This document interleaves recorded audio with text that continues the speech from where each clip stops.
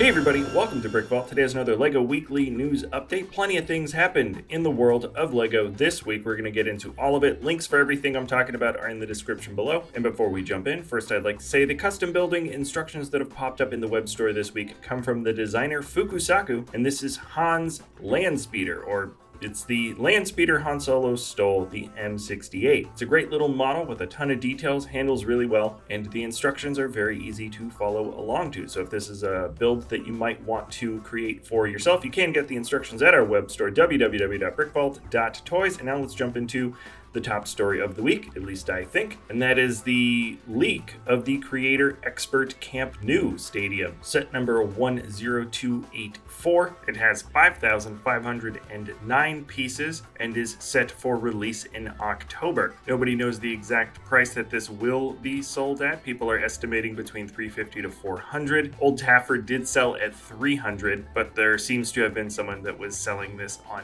eBay recently, and so the pictures for this are actually pretty good. And then I quickly mentioned last week that there were some new color schemes for sets along the way, and specifically the dinosaurs that originally came out in green is also going to reappear in regular reddish brown. Along with this, the fire station headquarters, the most recent version of this very well treaded set, is also getting a re-release that's essentially identical. They say there's going to be some differences. I can't really tell based on this low resolution pic, but I'd be curious to know why you think that LEGO is doing this type of re-release with different colors and slightly different alterations now. My theory is that it's perhaps an after effect of the last year of the pandemic, but who knows? And maybe the color scheming, the recoloring of sets might actually be a popular thing. We'll find out. There was a very tiny scare from the Bricklink designer program that's had a few hiccups so far.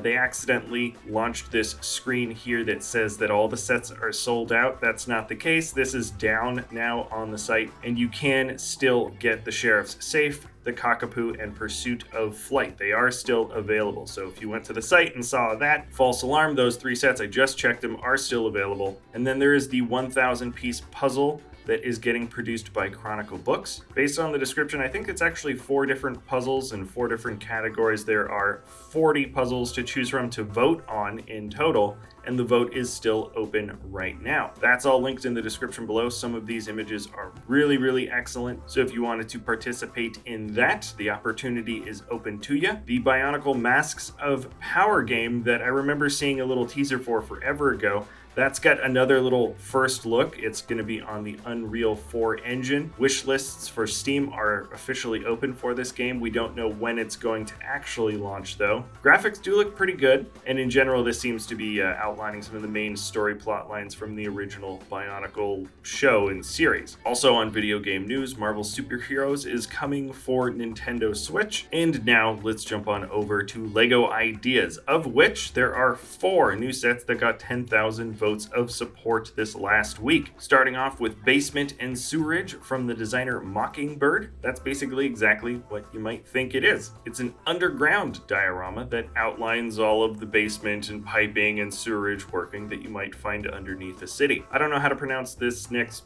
city. NYHAVN, Copenhagen, Denmark, is the next build that got 10,000 votes. The builder is Matthias Julin, and it's a wonderful micro-scale model. I really like the colors, and it just looks like an excellent little desk display piece. Maybe not that little, actually. John's Medieval Watermill got 10,000 votes of support from Mind the Brick. It's a pretty similar in concept model to many other medieval designs that have gotten voted through, and it's in fact sort of similar in concept to the set that did actually get turned into a set, the Medieval Blacksmith.